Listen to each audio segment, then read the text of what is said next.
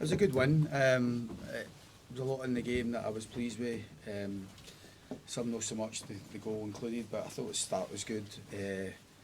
Thought we looked like a team on a good run of form. Started really confidently. We passed the ball well, side to side, put balls in the box, asked the question. It culminated in the mistake for young Murray, just as applying pressure. So thought we deservedly went in front.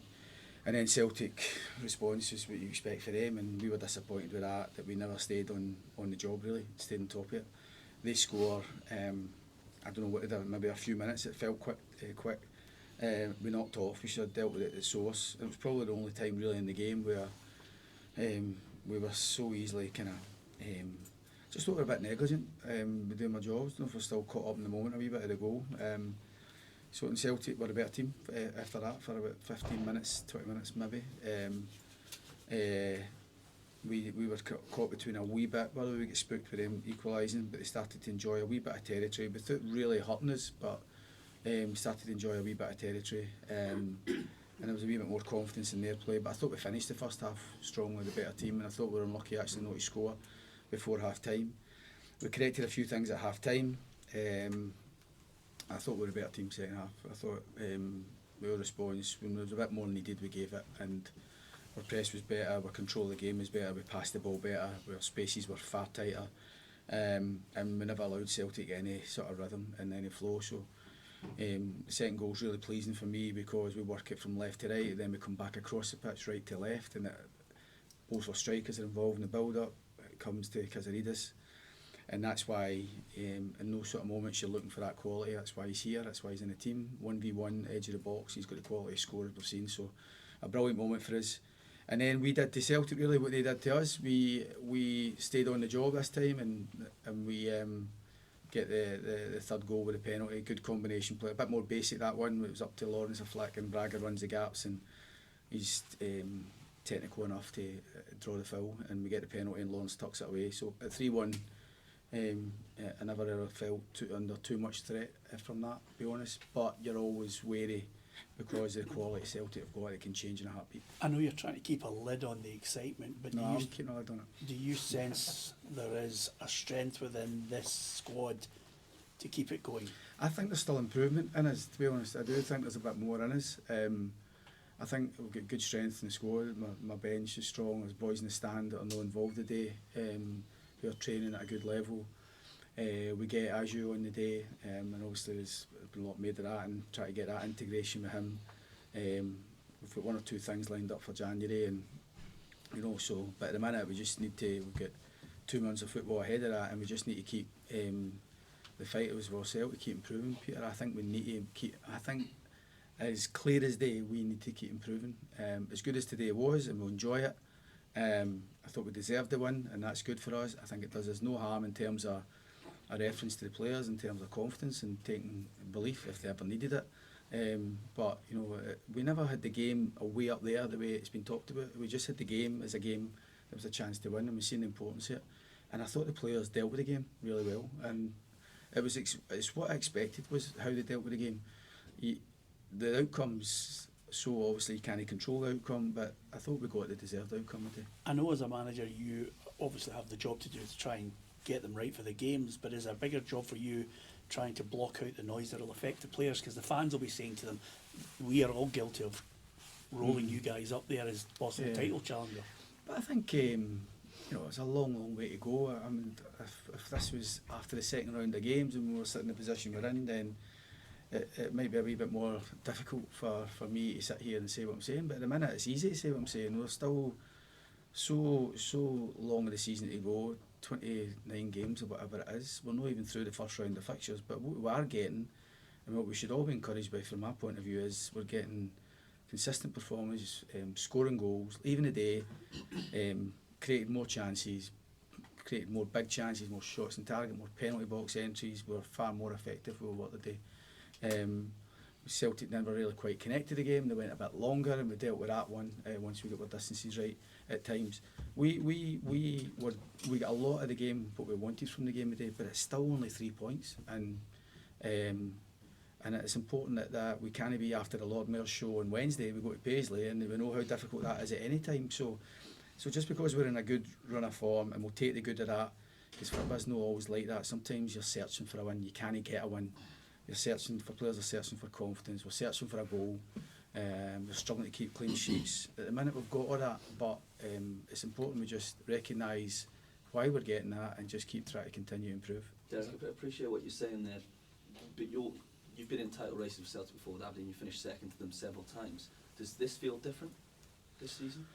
I think what we've got here is a strong, probably a stronger depth in terms of, if you're actually in terms of squads. But my squad at Aberdeen was magnificent. Some magnificent players going to do so many good things in their career. So I don't think it's light for light, and it's a bit. I understand the question, but for us here, we are just trying to kind of continue the fight with ourselves. We're trying to integrate a lot of new players. But what I keep saying to people is, we're still getting 6 of the boys that were in the building in every starting 11, 6 or 7. You know, so it's not just been a magic wand, and recruitment's been smart, and recruitment we feel will really pay its dividends. But we're getting a bit more for the players that were here, and that's down to the players, and I think they're all enjoying it as they should. Is the key Have you had a chance to speak to Tony Blow Today? today? No. He messaged me this morning. He was obviously come up from Manchester quite late last night. He stayed in the hotel, but I'll no doubt get a chat with him before he heads off. You said last week you want your players to get used, addicted to winning. I think it's one of the phrase. Is that what you saw in the second half? Just not wanting to win more?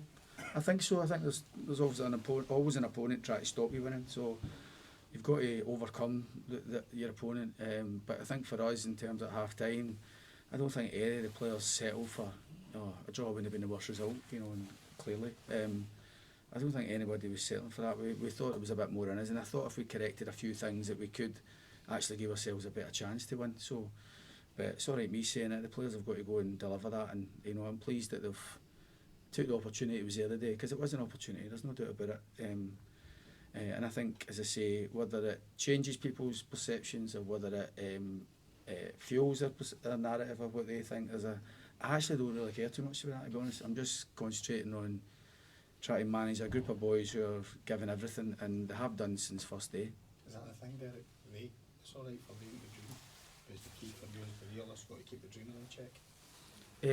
I genuinely don't think MD's dreaming. I think we're just the game's just coming thick and fast. I actually not looking beyond it. I get it and understand it, because it's unusual for any team to be 8 points clear of a team like Celtic. But I'm well aware that Celtic are going to get better and improve, and they've got the strength.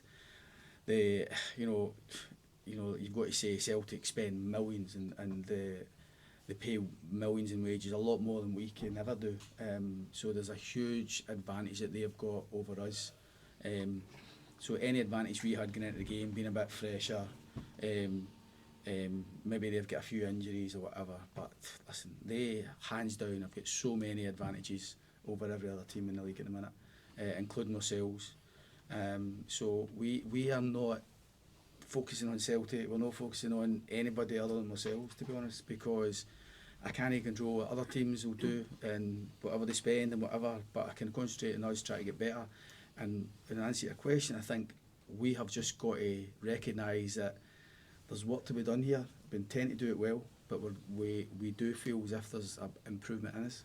How important were your midfield two today? They were good. I thought they always are. I thought they anticipated really well. I thought they were really influential in the first part of the game. Allowing us to put a foot in the ball and go side to side. But everything, when you play against a team who've got 3 in there and 3 very good players, and at some point you need that extra body somewhere, and the extra body at times can come from one of your wide ones tucking in, it can come from a striker dropping in, and it can come from a defender, Halkett or Finlay, stepping into the place. It's not an easy shift. I played for a manager who consistently played 4-4-2, and I was one of the midfielders, and I know how hard that is to play in there, and I thought the two of them did brilliantly well, because you've got to anticipate well, but you've got to look after the ball well. And there's a big demand on them physically, but the two of them are magnificent again, and it's 2 players that I was keen to work with when I got the job, and they've been everything that I would have hoped for. You talked about it always starts from the front, and Shankland kind of put in that captain's performance with his work that he did. There was one point he was on the edge of the box. Yeah, and that's against Celtic, and people see that, but he's done that, I think, every game this season. His numbers, his running stats are more than any other player. He might not have the same high intensity sprints as every player, but his coverage is more than any other player every game. He is in such a good place, Lawrence, at the minute. I think he always looks if he's got that confidence, the calmness to make the right decision. He's got goals in him. He scores a brilliant penalty. He practiced it loads yesterday, that penalty, in training. But his work rate was the same as it was for every player. I think what we've got here is real togetherness. We've got a physical output in terms of how hard we work, but we've also got good technical ability, which you can't get the results and going the sort of run that we're on by just being hard working and organised and fit and stuff. There's a wee bit of polish on the end of it as well, and I think sometimes that can be forgotten about, but it's going to be important for us to win games, because every game we play we're not wholly better than anybody else. I genuinely feel that. We've got work to do every game, including Paisley on Wednesday.